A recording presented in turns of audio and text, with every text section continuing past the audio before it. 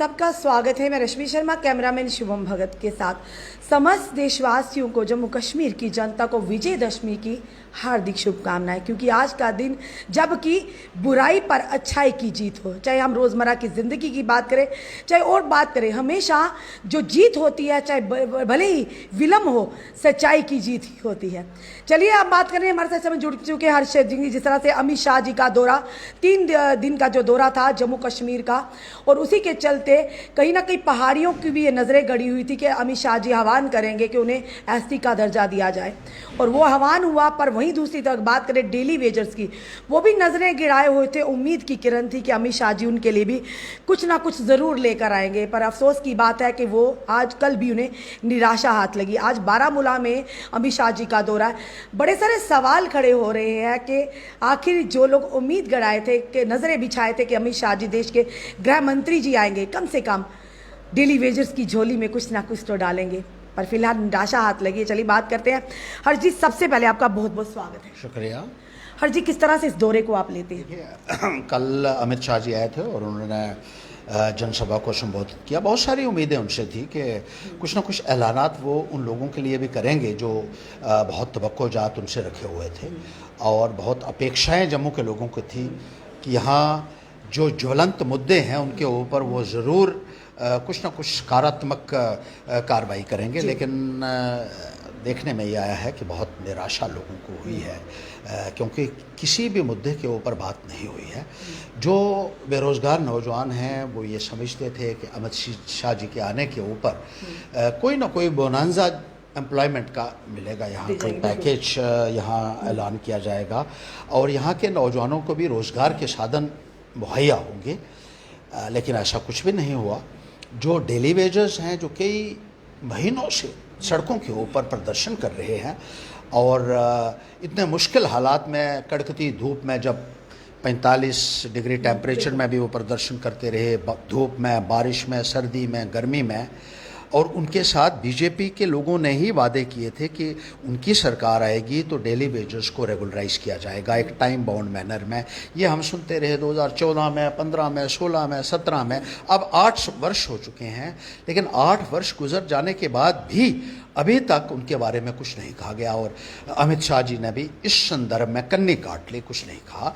न केवल daily wagers बल्कि जो मनरेगा के तहत कॉन्ट्रैक्चुअल्स लगे हुए हैं, उनकी भी यही ख्वाहिश थी और उनकी भी यही मांग थी, उनकी भी उम्मीद थी। उसके ऊपर भी पानी फिर गया।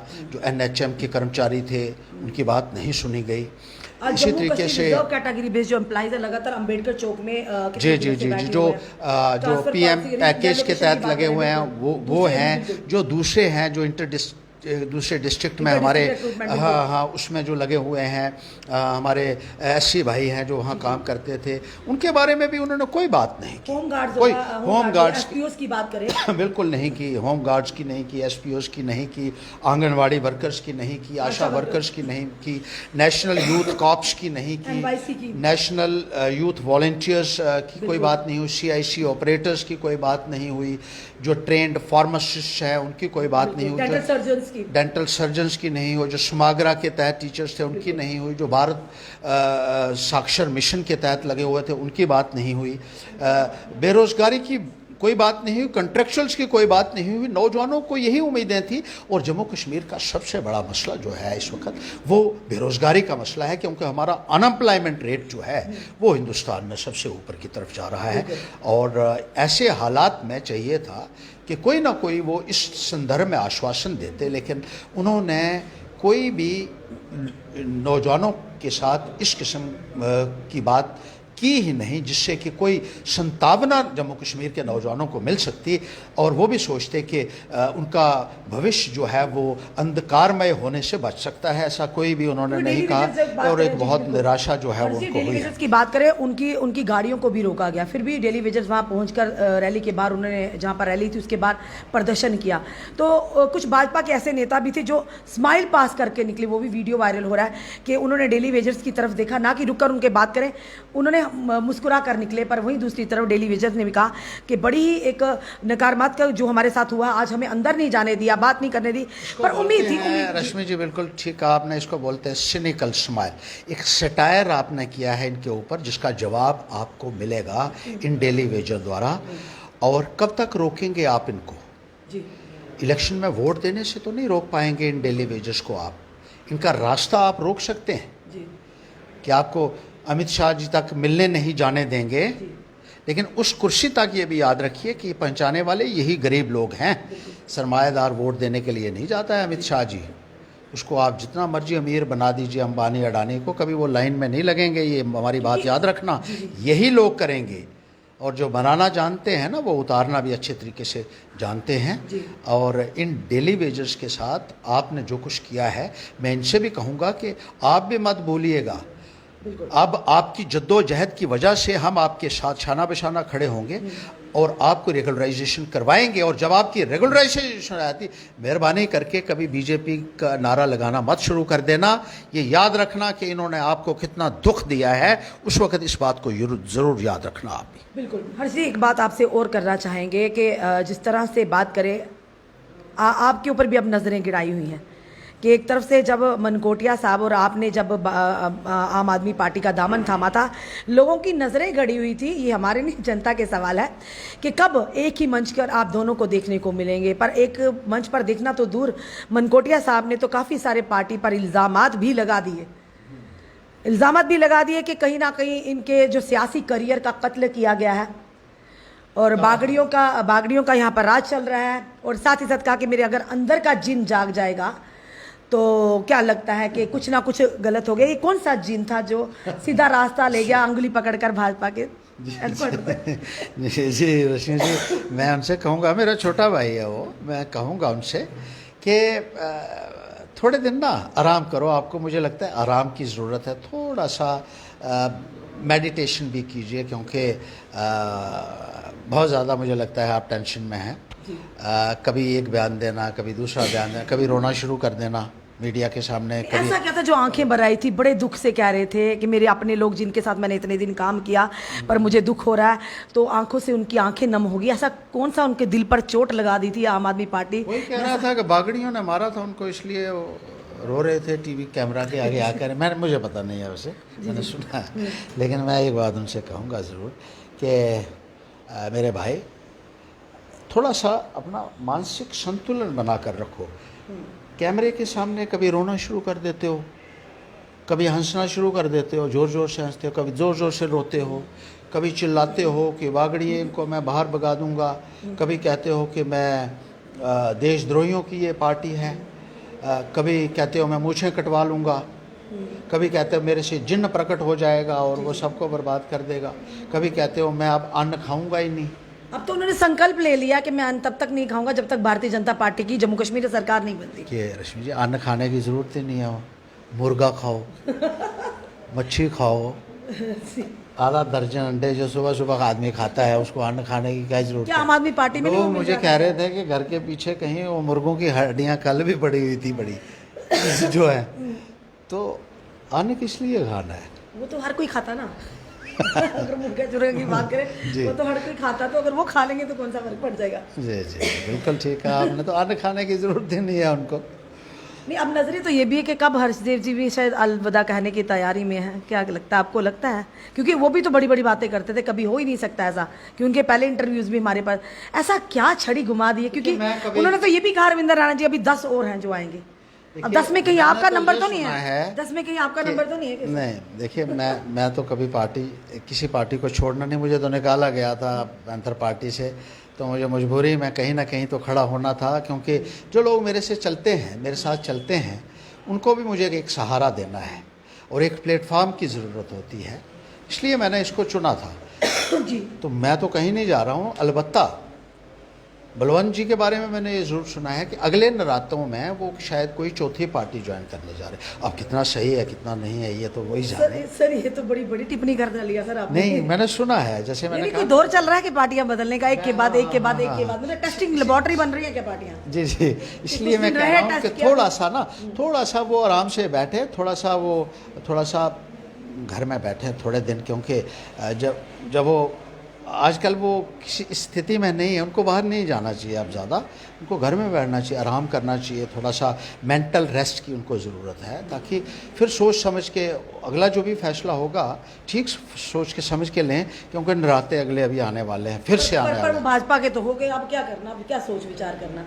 उन्होंने तो संकल्प भी ले लिया स्टेज पे बैठे हुए, और रविंदर रैना जी ने कहा कि वेलकम है, हमारे दोस्त है, मेरे जिगरी यार है। नहीं, संकल्प तो उन्होंने पैंथर पार्टी में भी लिया था, फिर आम आदमी पार्टी में भी लिया, जी, फिर बीजेपी में भी लिया। ऐसा क्या हो जाता है हरसेव जी, ऐसी कौन सी छड़ी घुमाई जा रही है कि जब एक पार्टी नेता लोग पकड़ते हैं तो तारीफें को पुल बांध देते हैं, जो ही पार्टी को दरकिनार करने का प्रयास छोड़ा जाता है या छोड़ने का कगार पर होते हैं तो पार्टी की ना जाने कहाँ से खामियां निकालते हैं। ये क्या सियासत में ऐसा ट्रेंड चलता है क्या? मैं ज़रूर ये सवाल आपको ज़रूर पूछना चाहिए इन लोगों को कि आप जब होते हैं वहाँ तो बड़ी बड़ी बातें करते हैं, और जब छोड़ देते हैं तो उसके बाद तो आप कहते हैं कि वो तो सबसे बेईमान हैं, वो तो सबसे बड़े बदमाश हैं। तो यही लोग जो है जब ये पैंथर्स पार्टी में थे तो बड़े गुणगान करते थे, और ये कहते थे कि हर्षदेव जी ने तो बहुत कमाल किया है, उनको तो बड़े अवार्ड मिले हैं, ये हुआ है, और किसी को नहीं मिला है जो उन्होंने किया, किसी ने नहीं किया। फिर जब छोड़ी कहा ये बहुत बुरा आदमी है और इसी की वजह से मैंने छोड़ दी। फिर आम आदमी पार्टी मैंने इसी की वजह से छोड़ दी। तो भाई मैं तो बहुत बुरा हूँ, लेकिन आप तो अच्छा बनिए, आप चौथी पार्टी में कम से कम जो है वो सोच समझ के तब जाएंगे ना, अगर उनको लगेगा हर्षदेव सिंह जी भी भाजपा में आने वाले, तभी वो छोड़ेंगे ना। इस बात के बारे में तो नहीं मैं जानता, क्योंकि तरन लेकिन चुटकी ये जो मुझे है- पता है, ये मुझे पता है कि 3 बार उन्होंने ये शिफ्टिंग कर ली है। फिर डोगरा क्रांति दल में भी बीच में चले गए थे वो, तो ये चौथी पार्टी ली है। इसके आगे अब और जो है, इसलिए मैं कहता हूँ जी, नेशनल जनरल सेक्रेटरी थे तरुण चुग जी, उन्होंने तो मंच को शेयर करते हुए कहा कि पैंथर ही भाजपा और भाजपा ही पैंथर है। हमें भी समझ नहीं आई ये कब गठबंधन हो गया सर। ये मैं नहीं कह सकता हूँ कुछ, क्योंकि अब तो पैंथर्स पार्टी को जिस तरीके से हम चलाते थे तो हमारा तो सीधा सीधा टकराव जो है वो बीजेपी के साथ ही होता था। मुझे किसी पार्टी से नहीं है, मुझे बीजेपी से नहीं है, लेकिन बीजेपी ने जो लोगों के साथ खिलवाड़ किया, जो धोखा दिया, और जिस तरीके से मजहबी फसाद करवाती है ये पार्टी, जिस तरीके से हिंदू मुसलमान के बीच में दरार पैदा करने की कोशिश, एक नफ़रत का माहौल मुल्क के अंदर पैदा करने की कोशिश की जाती है, और सिर्फ राजनीति की जाती है। वादे बड़े बड़े किए जाते हैं, लेकिन उन वादों को अमली अमा पहनाने के लिए कोई प्रयास नहीं किया जाता है। आपने देखा होगा 2014 में इन्होंने कितने बड़े बड़े ऐलान किए थे कि घर घर में नौकरी देंगे, 2 करोड़ नौकरियां हर साल देंगे। फिर कहा महंगाई को दूर करेंगे। क्या हुआ? क्या हुआ? नौकरियां जो थी वो भी छीन ली, और महंगाई का तो बात ही मत पूछो कि महंगाई जो है वो पूरे आज़ादी के बाद के 75 सालों का तमाम रिकॉर्ड महंगाई ने इस सरकार में तोड़ दिए हैं। फिर ये कहते थे कि गंगा की सफाई करेंगे, पता नहीं कितने बड़े बड़े नारे, बुलेट ट्रेन भी चलाएंगे, और जी एक सवाल आपसे जुड़ा हुआ करेंगे, कई नारे जो है वो देते सवाल रहे। आपसे करेंगे, बड़ा ही महत्वपूर्ण सवाल है। बात करें बहन बेटियों की, हमारे देश की सभ्यता है, उनका सम्मान मान सम्माना करना हमारे देश ने सिखाया, और हर धर्म में बेटियों की, बहनों की इज्जत करना सिखाया गया। चनैनी की बात करें, आप लोगों का ही क्षेत्र आता है, देखा जाए तो आता है या नहीं आता सर, बताइए। देखिए अब मैं बिल्कुल नहीं, सारा नहीं, क्षेत्र हमारा, क्योंकि आपका आता, मनकोटिया साहब का आता, रस पठानिया साहब का आता, जो भारतीय जनता पार्टी से नेता है। कोई ऐसी घटना हो जाती है तो आप लोग उस चीज़ में इंटरव्यू क्यों नहीं करते? अगर इंसाफ देने की बात है, एक बच्ची की बात है, चनैनी हायर सेकेंडरी स्कूल की बात, कल से वो वीडियो हमने चलाया था, उस एक बच्ची को किस तरह से उसके साथ अभद्र व्यवहार किया गया एक लेक्चरर द्वारा, और जिनका नाम अरविंद कुमार है, फिलहाल वो पॉक्सो एक्ट में उनको कस्टडी में है। उसके बाद स्कूल प्रशासन उस बच्ची को बदनाम करने का लगातार प्रयास किया जा रहा है। ये कहा जा रहा है वो ब्रिलियंट बच्ची है, कहा जा रहा है कि वो बच्ची ड्रग्स लेती है, वो बच्ची होटलों में जाती है, वो एक गरीब माता पिता की बच्ची है जो गांव से उठकर चनैनी में पढ़ने आई है। सही कहा है, बिल्कुल ठीक कहा है। वो गरीब बच्ची है और उसके साथ गलत हुआ है, और जिनके नाम आप नेताओं के लिए उन्होंने कहा हो या ना कहा हो, लेकिन मैंने ज़रूर बात की है, और वहाँ जो सब डिविजनल पुलिस ऑफिसर हैं, डीएसपी हैं, उनसे मैंने बात की है, और उस टीचर के खिलाफ एफआईआर दर्ज करवाई है, मैंने उनको कहा है, और उसको गिरफ्तार भी किया गया है, और उसके खिलाफ सख्त कार्रवाई करने के लिए मैंने अधिकारियों से कहा है कि इसके साथ कोई किसी किस्म की रियायत नहीं होनी चाहिए। घर वालों को बुलाइए उनका बयान लीजिए, बच्ची का बयान वहाँ करवाया गया है। और इसको मैं पुलिस वालों के साथ पूरा इसमें मैं बात करता रहा कि उस बच्ची को न्याय मिलना चाहिए किसी भी कीमत पर। तो आप ये नहीं कह सकते हैं कि सारे सियासतदान एक जैसे हैं। जहाँ जहाँ भी गलत होता है हमारा तो सवाल आपसे बनेगा, क्योंकि आप हमेशा आवाज उठाते रहते हैं। हमेशा आपने चाहे अकेले उठाई, आपने आम जनता की, युवाओं की, किसी की भी बातों आपने उठाई है, बेबाकी से उठाई है। उस बच्ची को स्कूल के अंदर अब प्रताड़ित किया जा रहा है। उस बच्ची को, हमारे पास ऑडियोज पड़ी हुई हैं, हमारे पास पूरे सबूत पड़े हैं किस तरह से उनके टीचर के साथ अगर वो कुछ भी गलत हुआ जो हुआ है उसके लिए उस जो वहाँ का एक्यूज्ड है, इसने गलत किया है, उसके खिलाफ कानूनी कार्रवाई की हमने शुरुआत करवा दी है।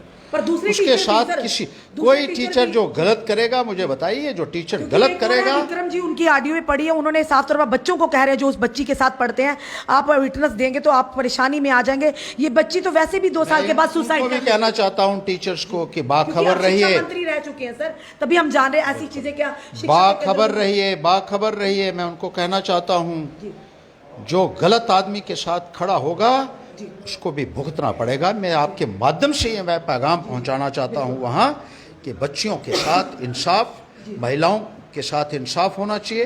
कोई अन्याय होता है, कोई गलत होता है, उसे किसी भी कीमत पर बर्दाश्त नहीं किया जाएगा। ये मेरी चेतावनी है इन तमाम लोगों को जो इस किस्म का दुष्कर्म करते हैं या करने की सोचते भी हैं, उनके लिए भी मेरी चेतावनी। आप शिक्षा मंत्री रह चुके हैं, आप भली भांति चाहते हैं क्या होना चाहिए स्कूलों के अंदर, कॉलेजेस के अंदर। उस स्कूल के अंदर एक प्रदर्शन करवाया जाता है उस बच्ची यानी उस टीचर को कहीं ना कहीं शील्ड करने के लिए, और तहसीलदार साहब वहां पर आते हैं। आप बताइए, तहसीलदार साहब एक रेवेन्यू डिपार्टमेंट से ताल्लुक उनका काम होता देखना, तहसीलदार साहब का स्कूल में जाकर वहाँ खड़े रहना एक साइड पर और बच्चियों को बोलना माइक पर, बोलिए बताइए आपकी क्या वहाँ पर एजुकेशन। और जब हम उनसे बात करते हैं कहते हैं मैं तो कहीं भी जा सकता हूँ। तो क्या तहसीलदार साहब का काम नहीं बनता था उस समय, कर्तव्य नहीं बनता था उस पीड़ित बच्ची से भी बात करें? पर वो नहीं करते, वो वीडियो भी सर हमारे पास है। तो ऐसे अधिकारी या पुलिस की बात करें, बिना मेडिकल के उसकी बच्ची की मेडिकल की जाँच नहीं करवाई जाती। कहते क्यों करवानी भाई, 2 दिन के बाद बच्ची आई है। देखिए किस तरह से उस बच्ची को प्रताड़ित किया जा रहा है। स्कूल के अंदर एक एजेंडा चलाया जा रहा है, ये कहा जा रहा है बच्ची को क्लास में मत जाने दीजिए, लड़कियां मार देंगी। ये अगर उस बच्ची को कल को कुछ हो जाता है तो बताइए किसकी जिम्मेदारी होगी? देखिए, मैंने अधिकारियों को कह दिया है, जब मेरे नोटिस में ये बात आई थी, जैसे मैंने आपको कहा है, मैंने उनको बता दिया है कि उस बच्ची के साथ न्याय होना चाहिए। और कोई भी ऐसी अगर शिकायत आती है कि किसी अधिकारी ने उन दुष्कर्मियों को संरक्षण देने की कोशिश की तो बहुत गलत होगा और इसका अंजाम उनको भुगतना पड़ेगा। ये मैंने साफ और स्पष्ट शब्दों में उनको कह दिया है और उम्मीद रखते हैं कि अब पूरे अधिकारीगण भी इसमें पूरी जो है वो अपनी जिम्मेदारी को अदा करेंगे और उस बच्ची के साथ इंसाफ होगा। जी धन्यवाद सर। ये थे हमारे साथ आम आदमी पार्टी का एक बड़ा चेहरा हर्षदेव सिंह जी, जिन्होंने ये कहा कि मैं तो पार्टी को छोड़ के जाने वाला हूँ। क्योंकि कई लोग सवाल भी करते कि अब बारी है हर्षदेव सिंह जी की, उन्होंने साफ तौर पर कहा है और आप भी जानते हैं जब भी इनसे सवाल करें ना 2 टूक जवाब देते हैं और लाड़े हाथों लेते हैं सत्ता पक्ष को और जो भी गलत करता है। इसीलिए आज जो हमें भी यहाँ पर पूछा गया था, हमने सवाल किया जिस बच्ची के साथ गलत हो रहा है, क्या वहां के जो नेता बड़े बड़े बेटी बचाओ बेटी पढ़ाओ अभियान को लेकर, प्रधानमंत्री जी के नारों को लेकर आगे चलते हैं, अभी तक उन्होंने इंटरवीन क्यों नहीं किया उस केस में? हमने तभी हर्षदेव सिंह से कल ही जब स्टोरी थी तभी आज सवाल भी पूछा। वहां के तहसीलदार, वहां के पुलिसकर्मी जो आयु हैं, स्पेशली मंगत राम शर्मा जी, जब हमने पूछा कि आपने मेडिकल करवाया, कहते क्या जरूरत थी मेडिकल करवाने की? यानी पुलिस भी अपनी मर्जी से काम करती है। अगर गरीब की बच्ची है तो क्या उस बच्ची की गरिमा नहीं, क्या उसकी इज्जत नहीं है? अरे आप देवी पूजन तो करते हैं, पर क्या उसके बाद जिस दिन देवी पूजन होता है उसके बाद क्या बच्चियों की गरिमा की आप पर कोई दायित्व नहीं है? किस तरह से उस बच्ची को प्रताड़ित किया जा रहा है। तहसीलदार साहब कहते हैं कि मैं कहीं भी जा सकता हूं, लॉ एंड ऑर्डर की प्रॉब्लम थी। जनाब तो पुलिस कहां थी अगर लॉ एंड ऑर्डर की प्रॉब्लम थी? वो ऑडियो भी हमारे पास पड़ा और तहसीलदार साहब कहते हैं कि मैं एजुटेशन को देखने गया था। तो क्या तहसीलदार साहब आपकी ड्यूटी नहीं बनती एक ऑफिसर होने के नाते कि आपने उस बच्ची की बात की जो बच्ची प्रताड़ित थी, जो विक्टिम थी, जिसके साथ गलत व्यवहार करने का प्रयास किया एक लेक्चरर द्वारा? आप अब देखना ये है, फिलहाल वो व्यक्ति कस्टडी में है, पर स्कूल के अंदर उस बच्ची के लिए जो प्रोपोगंडा किया जा रहा है, उस बच्ची को मेंटली हरास किया जा रहा है, उसके परिवार को परेशान किया जा रहा है, उस बच्ची को बदनाम करने का प्रयास किया जा रहा है। एक विक्रम जी हैं, वहां के जो फिजिकल टीचर हैं, उनकी भी रिकॉर्डिंग हमारे पास है। वो कह रहे हैं बच्ची तो वैसे भी 2 साल के बाद सुसाइड कर लेगी। यानी अगर शिक्षा के केंद्रों में इस तरह के प्रोपोगंडे किए जाएं, बच्चियों को बदनाम करने का प्रयास किया जाए, जनाब सत्य तो हम लाकर सामने रहेंगे। और सबसे बड़ी बात ये कि प्रिंसिपल मैम ने तो हमारा नंबर ही ब्लैक लिस्ट में डाल दिया। विक्रम सर तो हमारा फोन ही नहीं उठा रहे हैं। एक तहसीलदार साहब ने उठाया था, वो भी शायद ब्लैक लिस्ट में डाल देंगे। जनाब तो हम जल्द आ रहे हैं चनैनी में, वहां पर आकर दूध का दूध तो पानी का पानी तो निकाल कर रहेंगे कि आखिर वो स्कूल में चल क्या रहा है। यानी जो विक्टिम थी उसके लिए आपने आवाज नहीं उठाई, पर हाँ जो दोषी था उसके लिए आप आवाज उठा रहे। स्कूल के अंदर आप प्रदर्शन करवा देते हैं और साथ ही साथ वहां के तहसीलदार को भी बुलाकर। अपने सुझाव, अपने कमेंट जरूर दीजिए, क्योंकि किसी की बच्ची नहीं, हमारे देश की बच्ची है, जम्मू कश्मीर की बच्ची है, तो बच्चियां सबकी साझी होती हैं। हमें सबको आवाज उठानी होगी इस दुर्व्यवहार के खिलाफ। अपने कमेंट सेक्शन में जरूर दीजिए। इस वीडियो को जितना हो सके शेयर कीजिए। जुड़े रहिए हमारे साथ अगले अपडेट के लिए। जय हिंद, जय भारत।